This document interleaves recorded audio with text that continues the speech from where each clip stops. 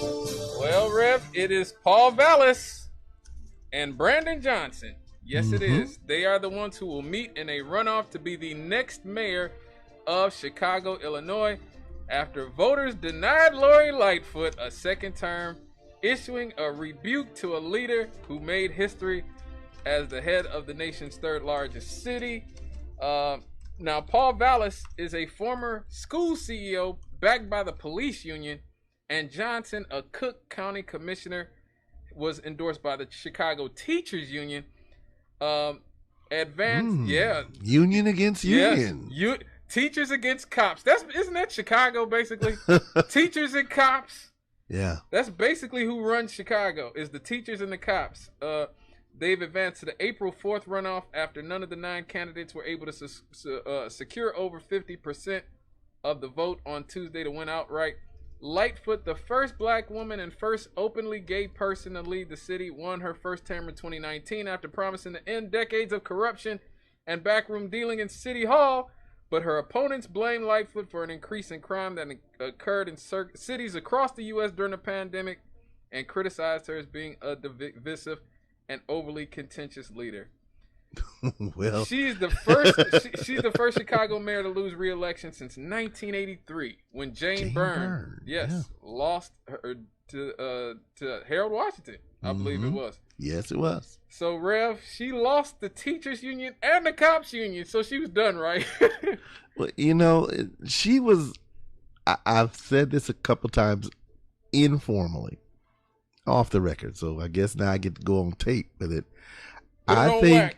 I think that Mayor Lightfoot came in viewing herself as an outsider, viewing herself as somebody who's had to fight for everything she's got. Mm-hmm. And she's spoken that narrative, acted out that narrative for so long and so much that it's just ingrained her. Yep. And so she couldn't help herself but put herself in the position of being the outsider when she was sitting flat on the inside. Mm-hmm. Right there at the seat of Chicago power. And she still wanted to act like she was the outsider. Everybody else understood how the game works in Chicago, and she was insistent that she was going to push against the pricks. Yep.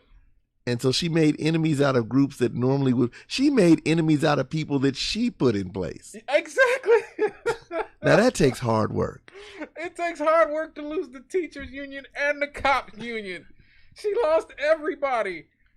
Oh my God.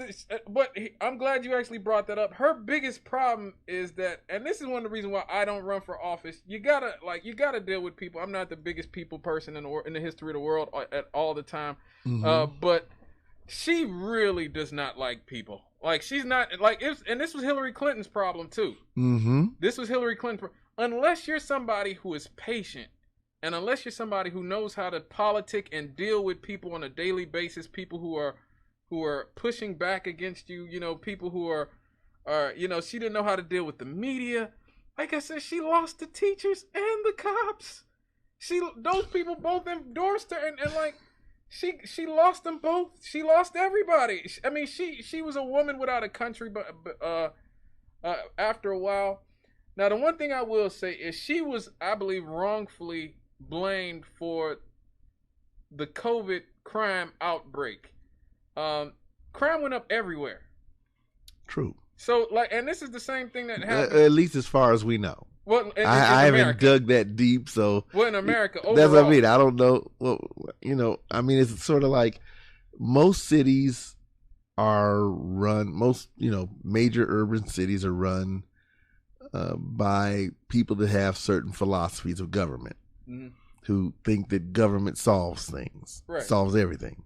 Like the major cities across the world. Yeah. Basically. So therefore, it doesn't surprise me that the people in power would think that the problem with crime during COVID is a problem that government can solve, and she didn't do an effective job of solving it. But I don't really know of any place where I could look where governing authorities said, you know what, we're part of the solution, but we're not all of it. Right. And so, we need to work with the people that are in what Edmund Burke called the little platoons, the local grassroots on the ground, the neighborhoods, things like that. What can we do together to get through this together? I don't know anybody that actually did that. I know some people talked about that, but at the end of the day, everybody thought government had the magic red pill. Right. Well, see, here's the thing. Like I said, crime went up across the country. Crime went up everywhere. When crime goes down, you get the we saw this in the early '90s when crime started to go down. It went down across Right. the world, not just America. They call it the Great Western Crime Drop. The rich countries of the world all saw a huge crime drop in the early '90s, starting in the early '90s, up until the pandemic. Now, the strange thing is that America actually decoupled at this point from the rest of the world, because the rest of the world hasn't had the type of crime increases, even with COVID, that we have. We've seen crime skyrocket post-COVID. Even England, France, the rest of the industrialized world has not seen their crime go up, even though, like I said, we all had the same crime drop in the 90s across the world, the Great Western Crime Drop. And so she was blamed for that. And obviously the right were like, oh, well, she's letting criminals get away with everything, and she's doing this, and this. But like I said, crime went up everywhere. So that alone wasn't her problem. Her problem, like I said, was an inability to deal with human beings. Like I said, you have to have a certain personality to be in government and wheel and deal. And you have, like, it's one of the things that made LBJ, in my opinion, a better president than Kennedy was, because LBJ was able, because he had been in the House for so long, was able to wheel and deal and use his connections and blackmail people who need to be blackmailed. You have to have a certain mentality, a facilitator mentality, and Lori Lightfoot just isn't that person. And like you said, she had that chip on her shoulder, that Hillary Clinton chip on her shoulder, where she always thinks, because even after she lost, Rev, she said it specifically, when they asked her if she was treated unfairly because of her race and gender, Lightfoot said, "I'm a black woman in America, of course." And again, like the narrative, like I said, I don't necessarily think that that's the case. I think it has to do more with her personality. People voted for her knowing she was a black woman and gay. The people who voted for her vote. Again, the police union, she worked with them. She worked with those people. The teachers, all these people that she had support from before, knew she was black, knew she was gay, knew she was a woman, and yet they all abandoned her. So this is her fault. Like, this is like, she does not have the personality to be a decent executive, and that's okay. That's why she lost. She doesn't deserve another term. I will give props to Melvin, when she won, Melvin was like, "Oh no, she's gonna be a disaster." I was like, "Just give her a chance.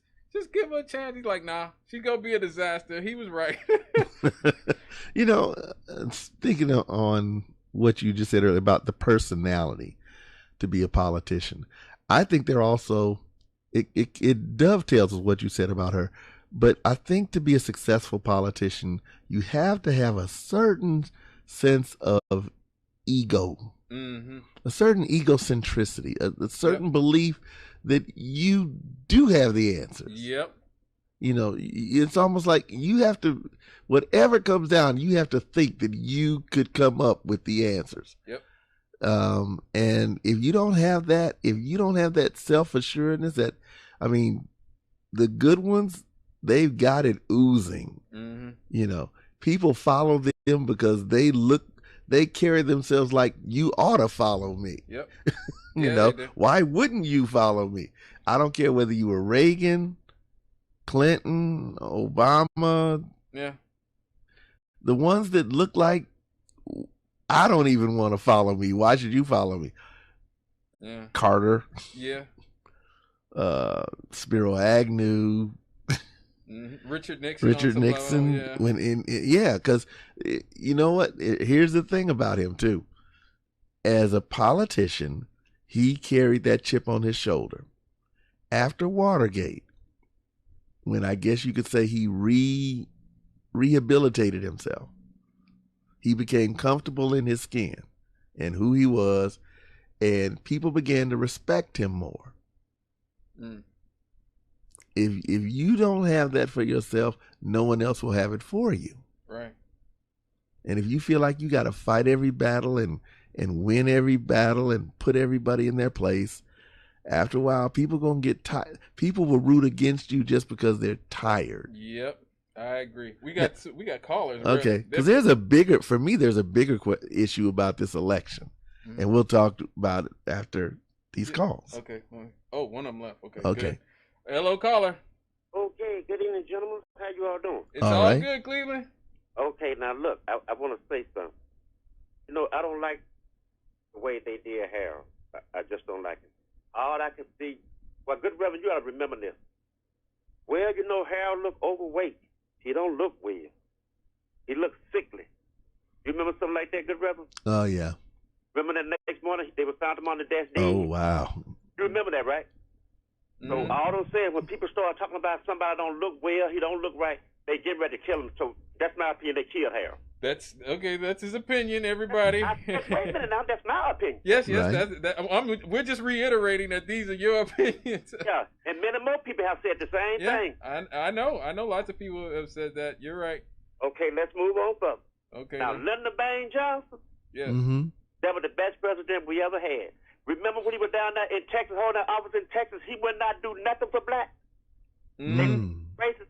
But notice what that man did. As soon as that man became president, what bill did he sign in? Civil rights, voting rights, fair housing. I'm going to get you. Man, one for that civil rights bill, where would we be at? Who knows? Okay, all I'm saying, that's the president we ever had. That's why, I don't know why that man did it like that. Act like that he hated black. But they messed around and voted him in. He said, no, I got you now. He said, that man, he looked out for us. That's all I can say. He was a politician. Yeah. He was a politician. That's why I said that type of personality. You got to have a personality where you're willing and dealing to get things done. But thank you for your call, sir. It's all good. Mm-hmm. Yeah, go ahead. Now, okay, everybody talked about how Paul Vallis won round one, 33.5% of the vote. Yep. And because Brandon Johnson was 13 points behind at 20.5%, oh man, Vallis, won by a huge margin. Okay, number 3, Lori Lightfoot, 17. Number 4, Jesus Garcia, 13.7. Mm-hmm. Now, people are going to talk about a variety of issues, I suppose. But on voting day, when those folks go into the voting booth, and we're already assuming that there's nobody on the GOP side that's going to get much attention. Well, obviously not. It's going to be Paul Vallis versus Brandon Johnson. Now, all these other candidates, where are their voters going to go? The people that supported Jesus Garcia, where are they going to go? Where are the Lori Lightfoot supporters going to go? Where are the Willie Wilson supporters going to go? Jamal, where are they going to go? Out of these, was it 3, 6, 9? Well, you know what's his name is going to sell his support like he always does. Yeah, Willie Wilson. we got 9 candidates here. Okay, one's white, one's Latino. The rest of them are all black. Mm. How many of those black votes can Paul Vallis get? Because if he's not that many. So if he's looking at everybody that voted for him and everybody that voted for Jesus Garcia, that gets him to 47%. Mm-hmm. If Brandon Johnson gets the people that voted for the other black candidates, he's got 53%. Yeah. And let me just say this. Remember, Vallis' son, this ain't Paul Vallis, but his son just is a cop who was involved in that police shooting in San Antonio. Oh. Yeah, his son just shot either a Mexican kid or a black kid in San Antonio, and that was a big deal. So I'm saying, now, when they start talking about police brutality and stuff like that, because remember, Johnson is the Black Lives Matter candidate. And he brought that, again, first night. Yeah. Same night, first thing he brings up, Yeah, and guess critical race theory, Black Lives Matter. Paul Vallis is anti Black history. Yep. And know. you're gonna see his son just I think it was in February, killed a 17-year-old kid in San Antonio. His son's a San Antonio cop, so that's going to somebody will bring that up. You're probably right. That will definitely be brought up. It would be one thing to bring up education and say, okay, the Chicago public schools are failing educationally. Yep. Kids are not getting educated. They're not able to move forward in life. They're not prepared for adult life. But if your opening salvo regarding Chicago education is Black history class. Yeah.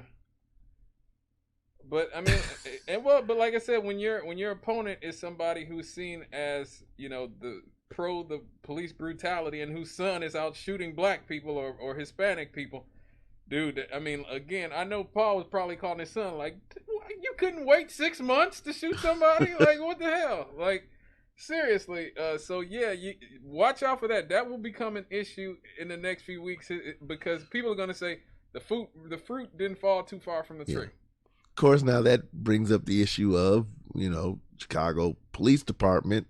Yep. How do Chicago people view the Chicago Police Department, and what do they want to see from the Chicago Police Department? You're right.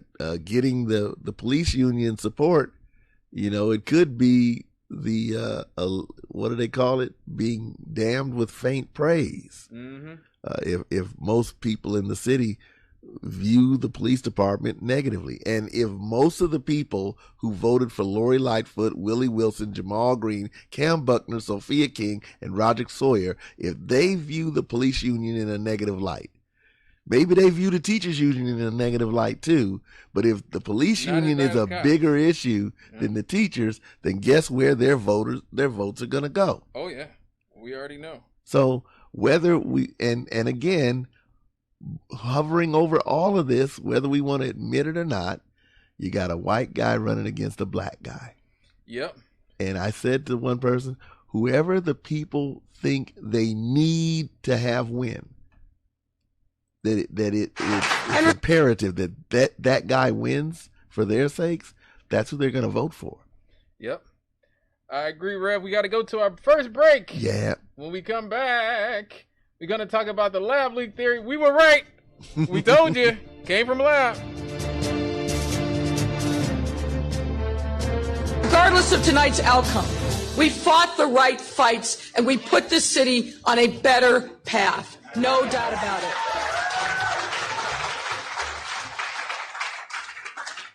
Now, as we all know in life, in the end, you don't always win every battle, but you never regret taking on the powerful and bringing in the light.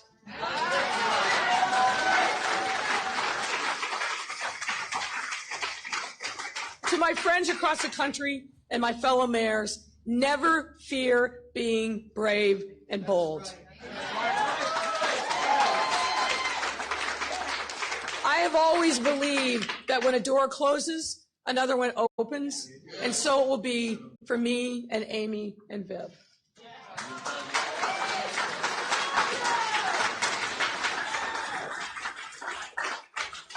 Thank you to my family for inspiring me.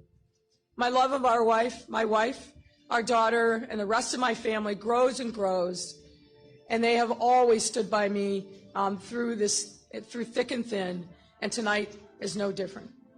Thank you, honey.